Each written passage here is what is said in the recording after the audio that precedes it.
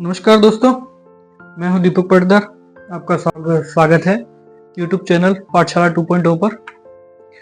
हमने पहले कुछ दुर्गों के बारे में पढ़ा है, जिसमें सोनारगढ़ जैसलमेर के दुर्ग के बारे में पढ़ा है, चित्तौड़गढ़ के बारे में पढ़ा है। सोनारगढ़ की मुख्य विशेषताओं के बारे में बता दिया गया है।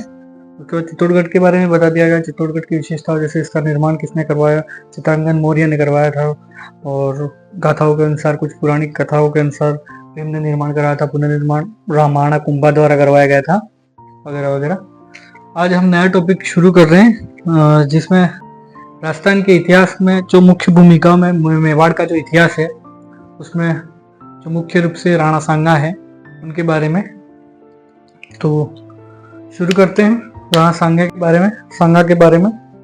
आपको थोड़ा बहुत तो ज्ञान होगा उनके बारे में, जैसे कि राणा सांगा राजस्थान के इतिहास में बहुत महत्वपूर्ण अपना योगदान रहा है उनका, जिसमें राणा सांगा के बारे में, जैसे कि राणा सांगा के पिता का नाम रायमल था। ठीक है, एक सेकंड आपको बता देता हूँ।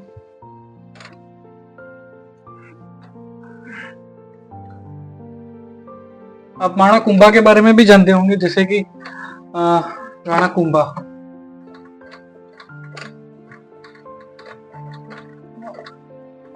अब कुंभा के दो पुत्र थे, एक तो रायमल और दूसरे पुत्र का नाम था उदय सिंह बोल सकते हैं, उदय सिंह फर्स्ट। उदय सिंह के बारे में जानते होंगे। उदय सिंह के द्वारा अपने पिता कुंभा की हत्या कर दी गई थी। अब इन रायमल के 3 पुत्र थे। पृथ्वीराज,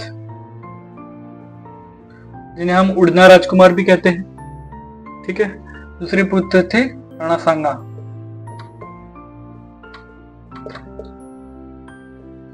पृथ्वीराज, राणा सांगा, और तीसरे पुत्र थे जिनका नाम था जयमल। तो एक बार की बात है, जब ये तीनों जंगल में जा रहे थे, तो इनमें पहले बचपन से ही जिद लगी हुई थी कि मेवाड़ का अगला राजा कौन बनेगा। तो एक बार जा रहे थे जब, तो यह तीनों, तो एक ऋषि मिले। ऋषि से उन्होंने पूछा कि मेवाड़ के अगले राजा कौन होंगे। तो ऋषि के द्वारा कहा गया कि मेवाड़ के जो अगले राजा होंगे वो राणा सांगा होंगे। तो जैसे ही यह सुनते ही पृथ्वीराज और जयमल द्वारा इन पर हमला कर दिया गया। जैसे ही इन पर हमला किया गया और कुछ लड़ाई के बाद इनके एक आंख फूट गई और यहाँ से यह चले गए। और यहाँ से चले जाने के बाद यह अजमेर में महपा करमचंद पवार के यहाँ पे महपा करमचंद पवार ने यहाँ पे इनको शरण दी, और वहां पे कुछ साल अज्ञातवास में रहे, कुछ समय के लिए।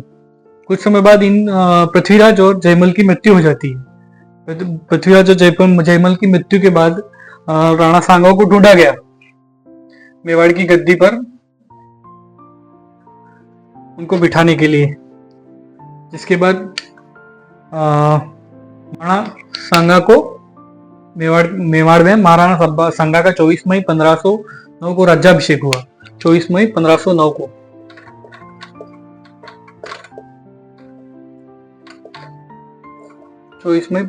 को। मेवाड़ में राणा सांगा का राज्याभिषेक हुआ। मेवाड़ में मुख्यतः चित्तौड़गढ़, भीलवाड़ा, राजसमंद और उदयपुर, वर्तमान जो उदयपुर है वह उसमें आता है।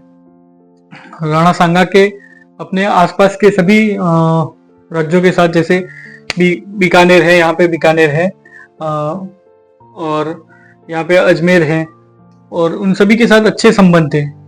और जब ये राणा सांगा का राज्याभिषेक हुआ, उस समय जो राणा सांगा थे वो अपने 3 तरफ से दुश्मनों से घिरे हुए माने जा सकते हैं। जैसे जिसमें से मुख्य रूप से यहाँ पे गुजरात में, जी लिख दिया मैंने, गुजरात समझ लेना आप थोड़ा बहुत। मुजफ्फर शाह, शायद मोहम्मद शाह बेगड़ा या मुजफ्फर शाह का शासन था। और जो मालवा है, मालवा साइड, जो गागरोन मालवा है, मालवा वर्तमान जो एमपी में पड़ता है, वहां पे भी एक शासक था, महमूद खिलजी, शायद महमूद खिलजी। हाँ, महमूद खिलजी था, महमूद खिलजी द्वितीय। द्वितीय।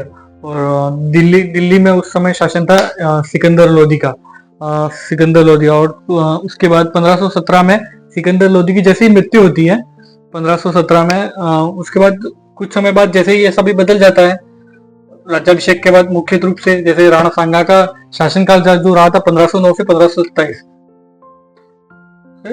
1527, इस शासन काल में जो मुख्य रूप से जो युद्ध हुए वो जो आपके लिए महत्वपूर्ण है, जिसमें से दिल्ली में जब 1517 में सिकंदर लोदी की मृत्यु के बाद जो सुल्तान बनता है वो इब्राहिम लोदी। जो इब्राहिम लोदी के बारे में कहा जाता है कि इब्राहिम लोदी दिल्ली का प्रथम सुल्तान है जो युद्ध में मारा जाता है। इब्राहिम लोदी जैसे ही इब्राहिम लोदी शासक बनता है, सिकंदर लोदी की 1517 में मृत्यु हो जाती है। सिकंदर लोदी की मृत्यु के बाद 1517 में सिकंदर लोदी की मृत्यु के बाद सुल्तान बनता है इब्राहिम लोदी। इब्राहिम लोदी जैसे ही सुल्तान बनता है उसके बाद 1517 में खातौली का युद्ध होता है। खातौली वर्तमान कोटा में है। यह लिख देना, हर चीज मैं बोर्ड पे नहीं लिख सकता, आप वीडियो को पुश करके भी लिख सकते हो। जैसे मैं आराम से बोलूंगा, 1517 में खातौली का युद्ध होता है। खातौली वर्तमान कोटा में है और खातौली का युद्ध राणा सांगा और इब्राहिम लोदी के मध्य होता है, जिसमें राणा सांगा की विजय हो जाती है। उसके बाद 1519 में बांडी का युद्ध होता है, जो बांडी वर्तमान धौलपुर में है। जैसे मैं ये लिख सकता हूँ, एक तो 1517, ठीक है, और एक 1519, ये सन लिख देता हूँ, बाकी आप आपके हिसाब से लिख देना वीडियो को पुश करके। 1517 में खातौली और 1519 में बांडी का युद्ध। बांडी वर्तमान धौलपुर में है और राणा सांगा और इब्राहिम लोदी के मध्य। और 1517 में जो युद्ध होता है खातौली का युद्ध, जो वर्तमान कोटा में है, राणा सांगा इसमें भी विजय होते हैं। 1519 में बांडी का युद्ध होता है जिसमें भी राणा सांगा विजय होते हैं।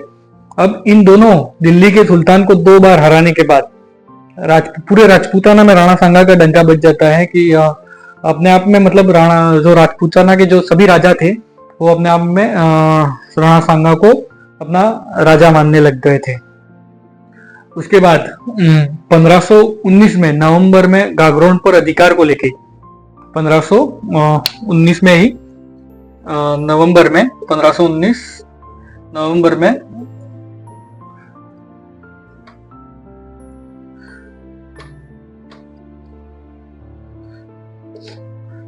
में गागरोन पर अधिकार को लेकर राणा सांगा व महमूद खिलजी द्वितीय, गागरोन यहाँ पे है वर्तमान, ठीक है, ध्यान रखना। और यहाँ का शासक था एमपी का, मालवा का। तो उनके मध्य युद्ध होता है जिसमें भी राणा सांगा विजय रहते हैं और जो महमूद खिलजी द्वितीय था उसको बंदी बना लेते हैं। 5-6 महीने तक बंदी बना के उसके बाद उनको छोड़ दिया जाता है।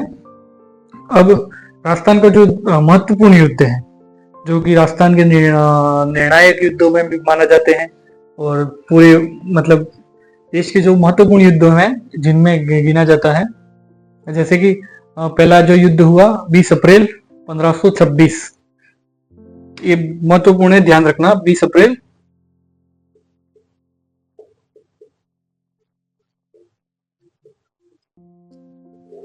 कौन सा युद्ध हुआ था आपको पता होगा? पानीपत।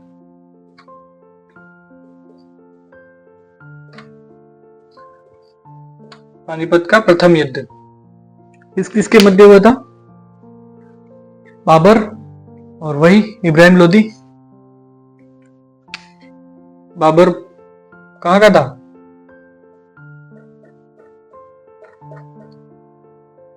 अफगानिस्तान, फरगाना।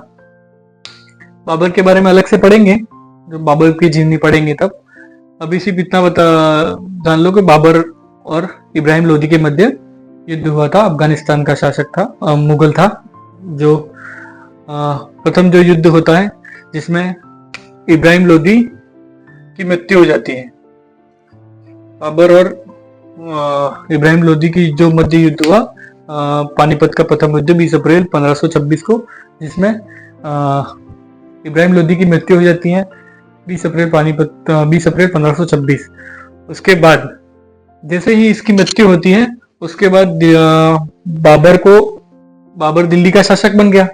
दिल्ली का शासक बनने के बाद उसको सब मतलब पूरे भारत पर इसका कब्जा होने के लिए उसको सबसे पहले राजस्थान में मेवाड़ पर कब्जा करना।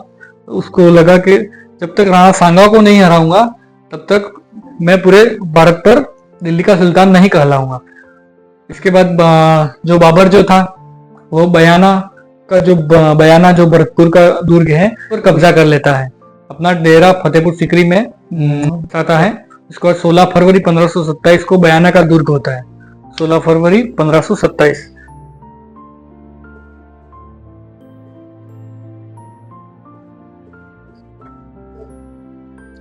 सोलह फरवरी 1527 जिसमें राणा सांगा और बाबर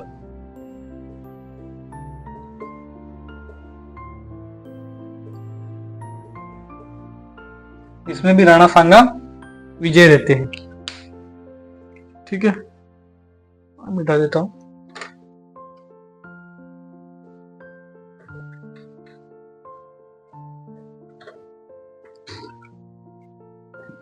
बयाना के युद्ध में 16 फरवरी 1527 को जो बयाना का युद्ध होता है जिसमें सांगा और बाबर के मध्य युद्ध होता है जिसमें सांगा विजय रहते हैं। उसके बाद सबसे महत्वपूर्ण युद्ध खानवा का युद्ध। खानवा का युद्ध जो है 17 मार्च 1527 17 मार्च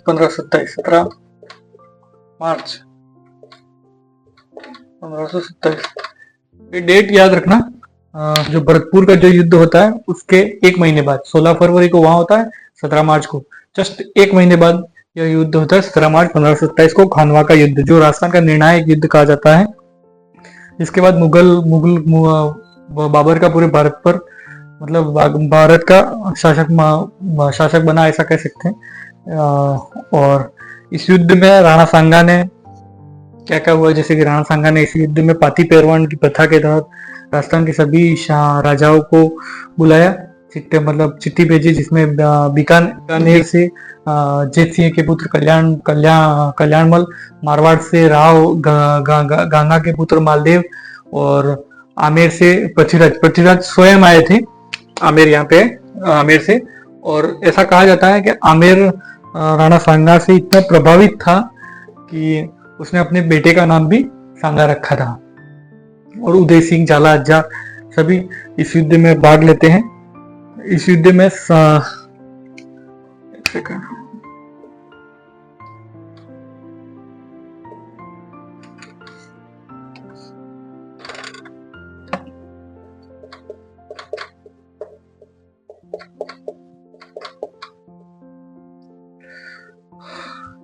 इस युद्ध में सांगा की हार होती है और बाबर विजय रहता है। बाबर इस युद्ध को जीत जाता है। इस युद्ध में सांगा घायल हो जाते हैं। सांगा के घायल होने पर सांगा का जो छत्र है झाला अज्जा जो थे वो धारण करते हैं और सांगा घायल हो जाते हैं।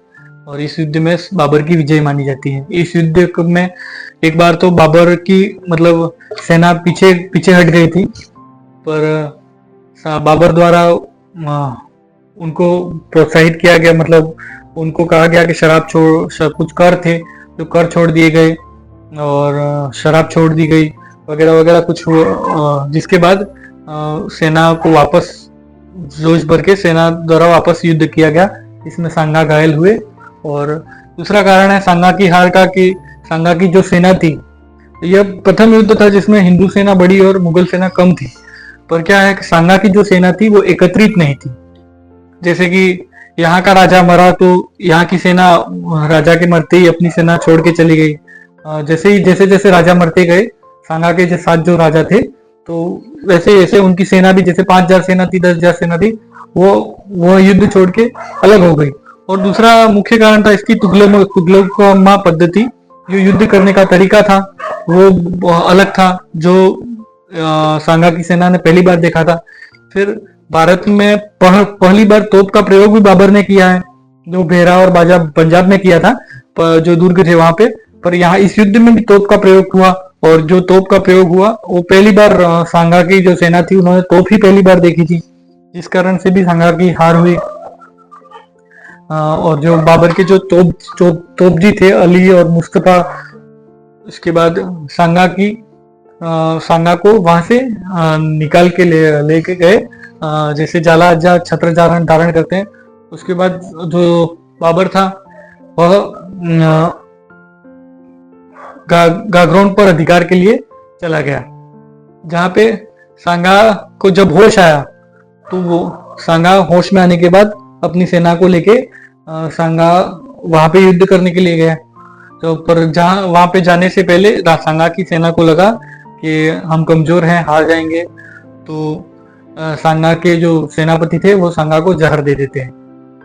तो उसके बाद सांगा की मृत्यु हो जाती है। सांगा का मांडलगढ़ में उनकी छतरी बनी हुई है, जहाँ पे उनको दफनाया गया। ठीक है, तो आज के लिए इतना ही। अगला नेक्स्ट वीडियो नेक्स्ट टॉपिक के साथ होगा। धन्यवाद।